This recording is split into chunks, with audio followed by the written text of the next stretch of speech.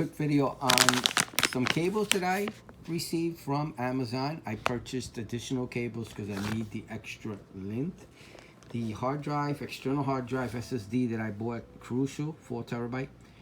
The cable that it came with is 9 inches long. It doesn't reach where I'm actually docking or storing the hard drive to my laptop. It doesn't reach, it's not long enough. I have this hard drive pocket connected to the back of my laptop. I'll show you in a moment. And I slide the hard drives in there and then run the USB cable from the hard drive to the back of the laptop. I just purchased a X8 Crucial 4 terabyte SSD to be my sort of my slave slash second hard drive, my data hard drive where I keep my data. And I purchased this because like I said, the cable that it came with is too short. So I'm just going to try this one. I think 1.5 feet is more than I need and not anymore. So I'm gonna try this out. It comes in a pair. It's about $15 for the pair, $7.50 each, $8 each after tax. And I'm gonna try it out on my new hard drive. I'll run some screen speed test, hard drive speed test, Blackmagic, and a couple of other ones in Crystal, and I'll just do a copy and paste on a data file. See how long it takes. All right, let me just confirm that it is 1.5 feet or longer. Let me put it right at the there. Yep, a little bit more. 19.5. Okay.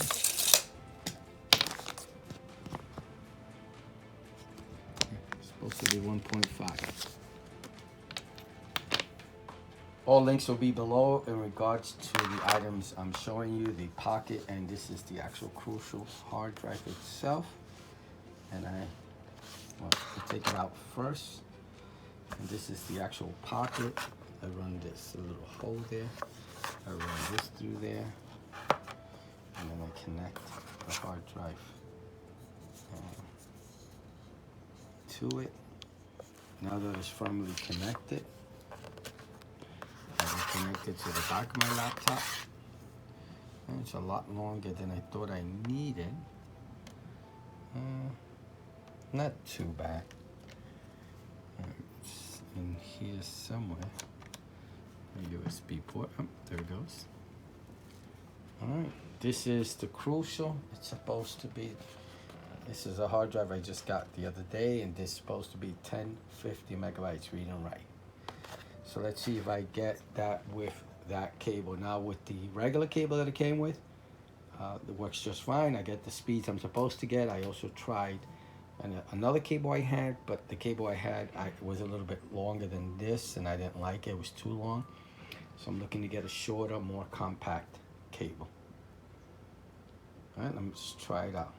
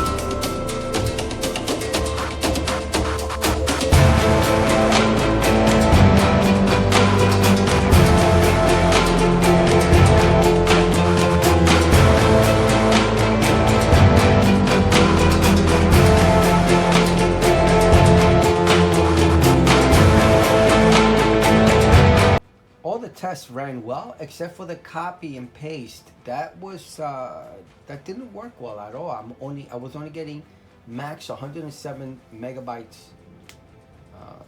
copy. That, you know, the copy and paste onto the actual drive.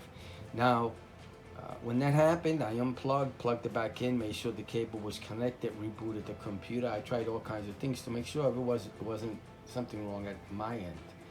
But all the tests did well, except for the copy and paste. That oddly enough did not work well at all. I flipped it. I tried the other cable that came with it, and they're both doing the same thing. So I'm not getting the speed for the copy and paste that I wanted. Now the test again did well. So if you're satisfied with the tests themselves, fine. Me, I'm gonna have to look for another cable because that copy and paste is going to be my main bread and butter. That's what I'm going to be using it the most. And I need it to be as fast as possible. And on the original cable, I'm getting almost 700 megabytes copy off the drive. You know, when I'm copying a large file onto the drive, I'm getting 107 megabytes per second. I'm getting an average with the original cable that came with this hard drive. I'm getting an average of 700 megabytes, or between 6 and 700 megabytes per second, copy and paste from one hard drive to the other, or from the C drive or the main drive to this drive, or the desktop to this drive.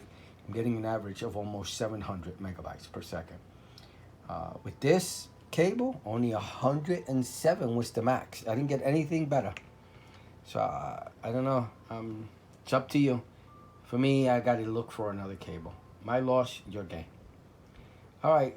Thank you for watching. Please like and subscribe. Have a good day now. Bye.